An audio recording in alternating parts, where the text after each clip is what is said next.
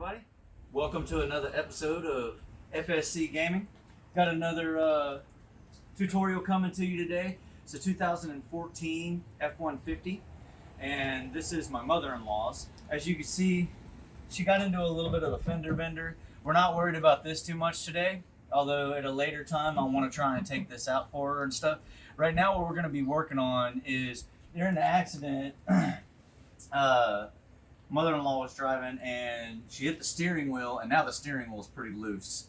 So that's going to be our main focus here today. I've never seen a steering wheel do this, but this is a newer truck, so maybe it's mounted a little different, but come along on this adventure with us today, and we're going to get this thing fixed.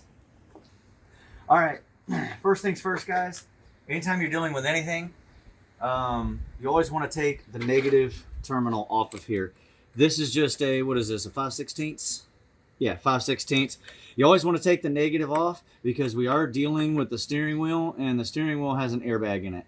And I don't know about you, but I am not a big fan of airbags going off while I'm trying to do something. And you can see this is pretty corroded, so we're going to clean this up as well as we go.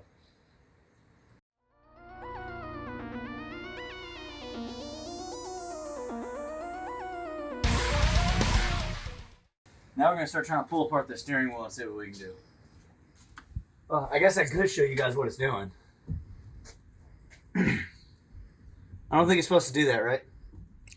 I don't think so. No, that doesn't look right. Okay.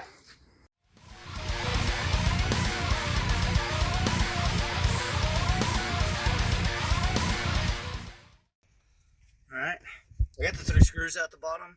Now I'm just going to work on separating these 2 pieces here. I'm going to go get some plastic trim tool.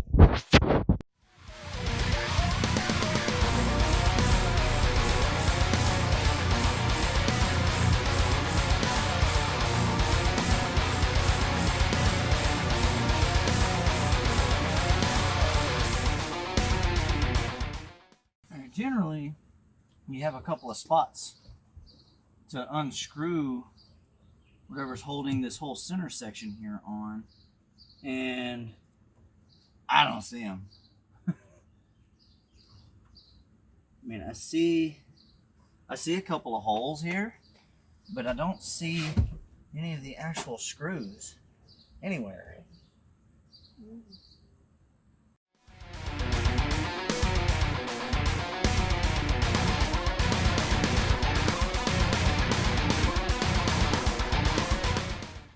Alright guys, what we discovered is, I know it'd be a little hard to see it. If you want to grab that camera and bring it in here, and I'll show them. Alright guys, look, you got these little holes right here. There's one on the other side in the same spot, and there's one on the bottom. There's 3 pins. You pop these in, and then we're going to remove this bad boy right here. So stay tuned.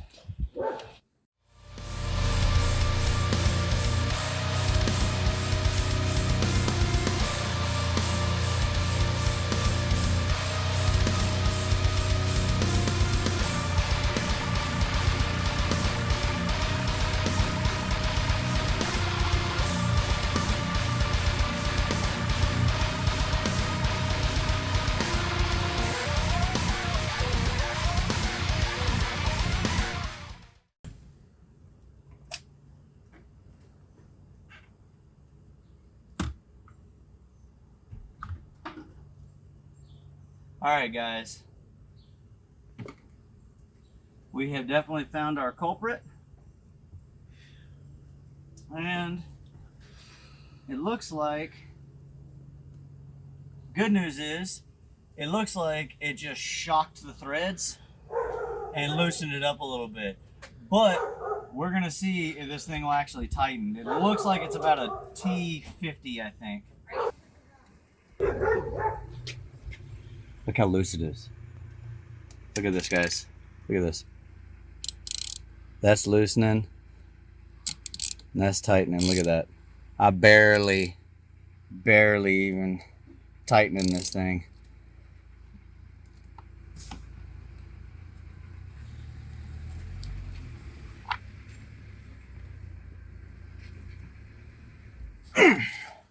Look at this. Steering wheel no longer moves. Boom. All right, now the only other thing we're gonna do is, for some reason, her windshield wipers stops turning off. So I wanted to investigate a little further in here and see what I can find on this steering, on these wiper controls here. So let's keep digging, guys. That was an easy fix. All right, go ahead. All right, I pulled this out. It was definitely loose. What I'm gonna do now though is I'm gonna put some blue thread lock on it, because I don't want this to come back out on its own. I don't know why it did. Even though they got into an accident and she hit the steering wheel, I wouldn't think that would have knocked it loose. So it did look like the steering wheel might have been taken off before by somebody else. So I don't know if they didn't tie it, but all that aside, I'm gonna put some blue on it. Remember, blue is for most applications where you don't want the bolt to come back out. And correct me if I'm misspoken, but red is gonna be for your high temp situations.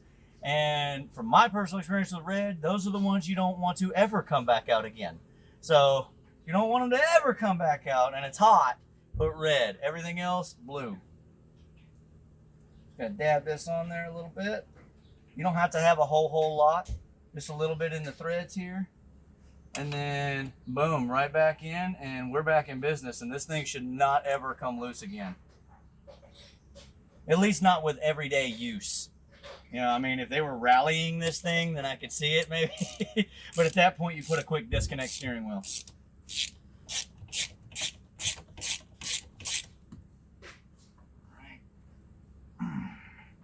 Hey, you want to come hold the steering wheel? I'll give this a good crank.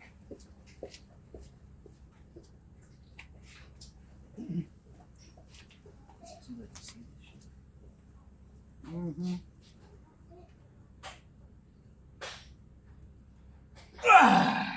That ain't coming off. No. All right, boom, that's done. Okay, guys, now we're gonna start troubleshooting these wipers. Okay, I'm gonna pop this back on.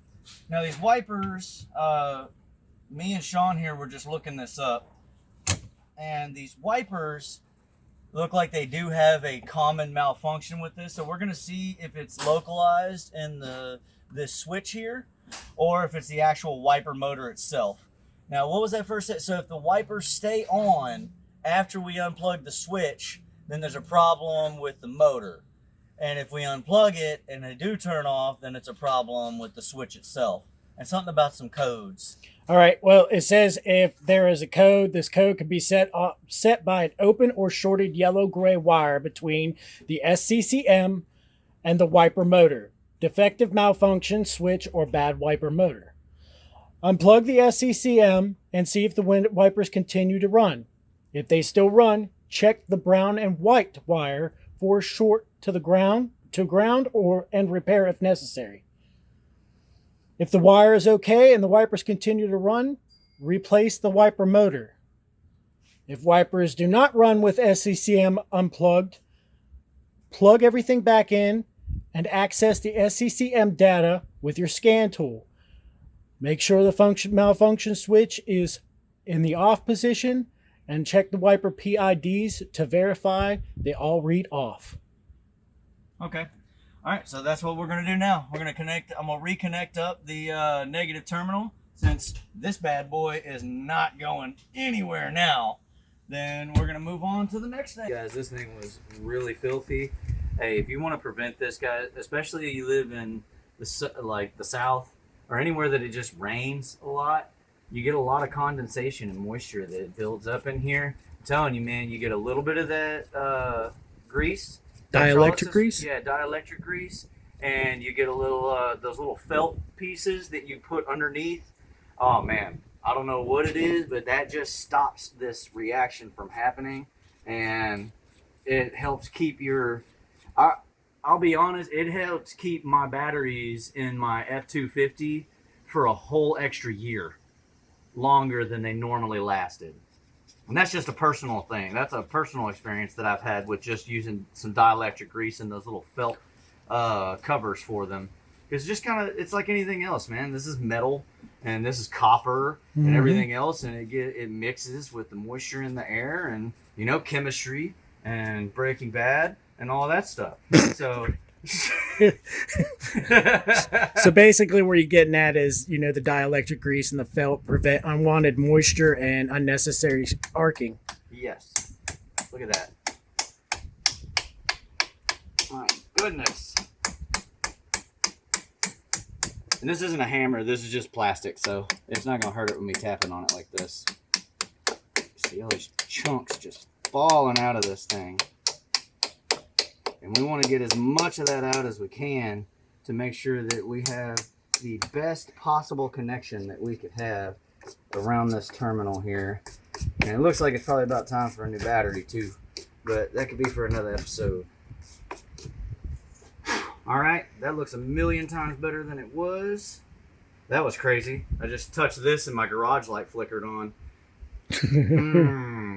Ford has more pull than we thought. All right, where did I put my 5/16? I lost it again. Can't put tools down anywhere because I lose them.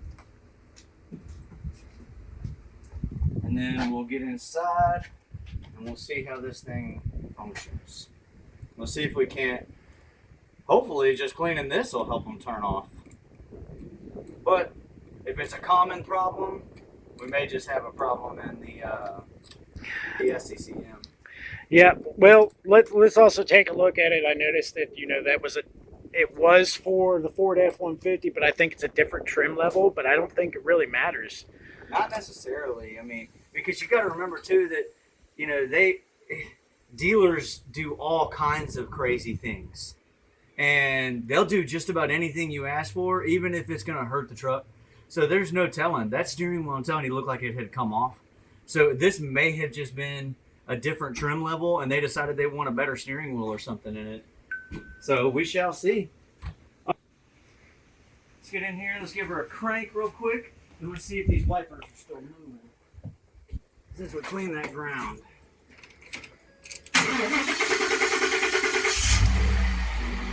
Yeah. They're still moving.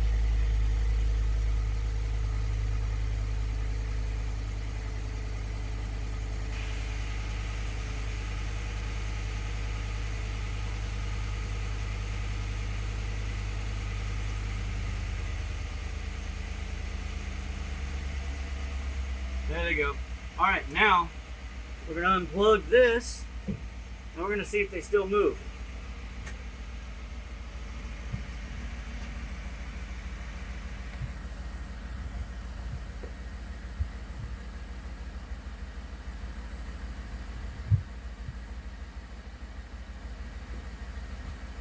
So it's not the SCCM.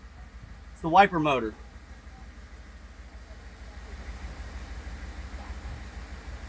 All right, well, there you have it. Looks like we need to replace the wiper motor in this because the wiper motor is having a short somewhere. So that'll have to be for an episode for another day. But we've diagnosed it down. We don't need to pull codes or anything like that because the SCCM is working properly.